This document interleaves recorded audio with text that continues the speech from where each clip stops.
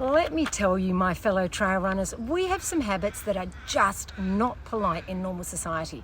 It's like we forget that the rules of the trails don't exactly apply when we're surrounded by people who are not covered in mud and sweat. First off, let's talk about the art of spitting. Oh yes, we're all guilty of it. We're so used to clearing our throats and hocking loogies on the trails that we forget it's not exactly socially acceptable in the middle of a crowded street. Picture the looks of horror as you unleash a giant glob of saliva onto the pavement. Yeah, not a pretty sight. And then there's the matter of bodily functions. We've all been there, desperately searching for a bush to relieve ourselves behind. But in civilized society, there are things called bathrooms, my friends.